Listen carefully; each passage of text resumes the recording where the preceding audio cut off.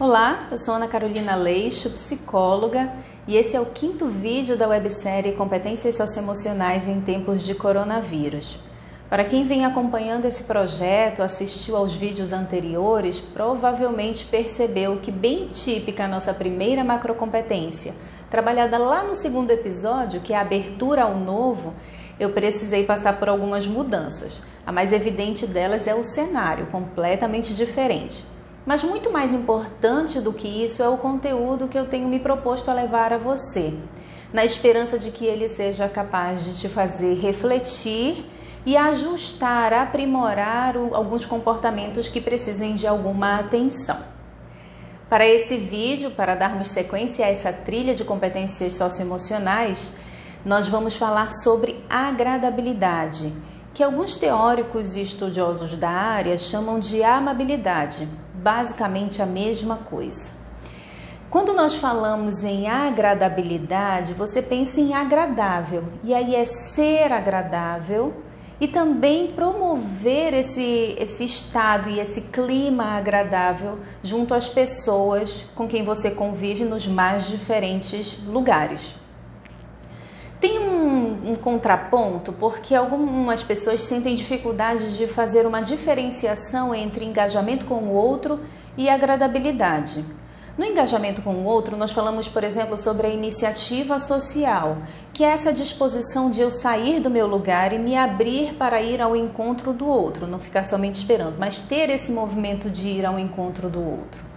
Na agradabilidade e nas suas habilidades, dentro aí dessa macrocompetência, nós também temos esse movimento do outro.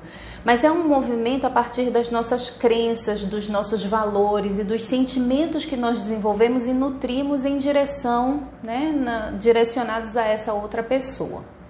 Eu gostaria de iniciar então falando sobre a empatia. Empatia gera controvérsia, porque em geral nós entendemos que empatia é a capacidade de se colocar no lugar do outro. Mas se o lugar é do outro, ele não é meu. Então eu posso tentar, posso querer me colocar no lugar do outro, eu posso imaginar, supor, mas o lugar mesmo é dele. Tem uma frase que diz o seguinte: só sabe quem sente. Então nós podemos fazer inferências, eu posso imaginar o que você está sentindo. Mas efetivamente quem pode me dizer o que está sentindo e ainda assim, talvez na sua totalidade eu nem seja capaz de captar tudo isso, é porque esse sentimento é seu, esse lugar é seu. Só que isso não me impede de que eu tenha respeito pelo seu sentimento. Eu posso não estar sentado no seu lugar, eu posso não calçar o seu sapato, mas ainda assim eu posso respeitar o momento e o lugar em que você está. Respeito, portanto, é uma das habilidades também trabalhadas e apontadas dentro da macrocompetência agradabilidade. Respeito à diversidade é uma exigência do mundo hoje. Nós somos diferentes, somos seres diferentes. E vamos combinar? Que bom que é assim, né? Porque se fosse todo mundo igualzinho, pensando exatamente da mesma forma, poucos seriam os passos a mais que a humanidade teria dado ao longo dos anos. É na divergência daquilo que sempre foi, da forma que é, pensando em modos diferentes de agir, de pensar, de construir, que nós nos fizemos a sociedade que somos hoje. Só que nós precisamos resgatar, em meio a toda essa diversidade, o respeito que se precisa ter com relação a ela.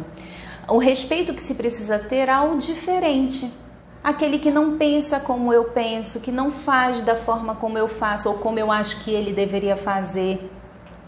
Porque eu posso sugerir, eu posso dizer para você, olha, entendendo superficialmente ou até onde você me conta da sua história, eu sugiro que você siga por esse caminho, que você escolha essa porta. Lembra do gato? Do filme Alice, na verdade o conto, O filme veio depois. Alice no País das Maravilhas. A Alice está numa encruzilhada e ela não sabe que caminho seguir. Aparece o gato e aí ele pergunta: posso te ajudar? Ela diz: me diz o lugar que o caminho que eu escolho. Ele diz: não, você precisa primeiro me dizer onde você quer chegar. Ela diz: não, eu só quero sair daqui. Ele diz: bom, se você não sabe para onde você quer ir, qualquer caminho importa.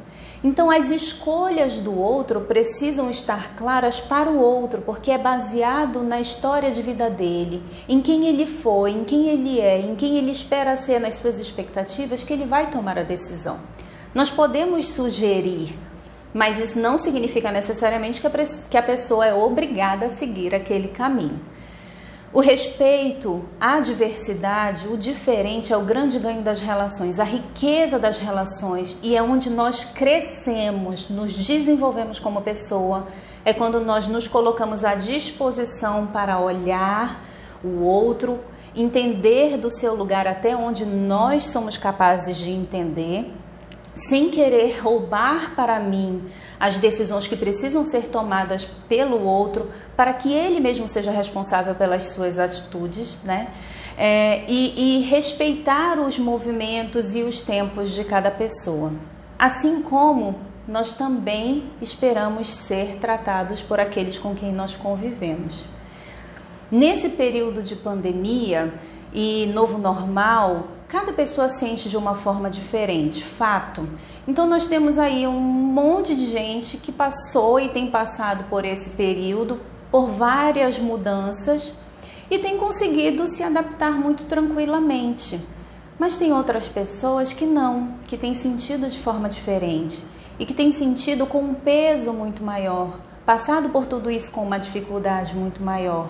E aí eu preciso respeitar esse movimento e esse momento do outro, que pode não necessariamente ser igualzinho ao meu.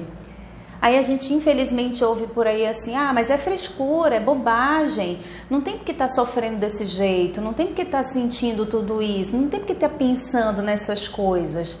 Mas na verdade tem. E se a pessoa está sentindo, se ela está falando, se ela está agindo de uma determinada forma, o que nos cabe é acolher. Para tornar essas relações positivas e saudáveis, eu preciso acolher o outro. Como é que a gente acolhe o outro? Porque se eu não sei exatamente como ele sente, o que ele está passando, a forma que eu tenho para acolher é escutar. E muitas vezes as pessoas não chegam até nós para falar porque elas não sentem ali uma abertura para que isso aconteça. Então nós precisamos nos colocar à disposição. Perguntar como o outro está e estar disponível, aberto, efetivamente, genuinamente para ouvir o que o outro tem a dizer e acolher. Muitas vezes a gente se vê na obrigação de dar alguma opinião, de dizer alguma coisa, como se ficando calado eu fosse omisso. E na verdade não, é porque algumas vezes as pessoas só precisam desabafar. E aquilo ali, já tranquiliza. Quando eu entendo o lugar do outro e eu entendo o meu lugar e como nós interagimos nessa relação que é estabelecida entre nós, eu posso desenvolver de maneira mais facilitada uma outra habilidade dentro de agradabilidade, que é a confiança. E é a confiança no outro, não no sentido de deixar um valor aqui sobre a mesa e vou confiar de que ninguém... Não é isso, não é material pura e simplesmente. É muito mais de acreditar no potencial do outro, de que ele pode estar passando por dificuldade, ele pode inclusive ter feito alguma coisa moralmente desvirtuada, mas ainda assim eu acreditar que ele não é dotado somente de limitações, mas que ele também tem as suas potencialidades. E quando eu enxergo as potencialidades das pessoas com quem eu convivo, o meu respeito por elas tende a ser maior porque eu acredito e entendo que eu posso aprender com elas, que elas também podem me ajudar e me apoiar. Então nós nos vemos de igual para igual. Nós somos diferentes? Somos, mas não tem melhor e pior que o outro. Tem características diferentes que nos formam. Então quando a gente vai fazer as contas e ver o saldo, basicamente dá no mesmo. Eu tenho as minhas limitações, as minhas potencialidades, você tem suas limitações e suas potencialidades, mais com menos, menos com mais. Quando a gente vê, está todo mundo no mesmo nível. Então é essa ideia que se quer passar quando se fala em confiança, confiar no potencial do outro e confiar no quanto o outro pode agregar na minha existência, no meu desenvolvimento, do quanto ele pode me dar suporte e apoiar, sempre respeitando esse lugar que é do outro. Eu espero que isso faça sentido para você, que você comece a buscar as potencialidades das pessoas com quem você convive. nos mais variados contextos, dentro da pandemia, fora da pandemia, porque, como eu sempre digo, competências socioemocionais, nós estamos falando nesse contexto pandêmico, mas são competências para a vida. Eu te espero no próximo vídeo para nós falarmos sobre a nossa última macrocompetência programada para essa websérie, que é a resiliência emocional. Te encontro lá?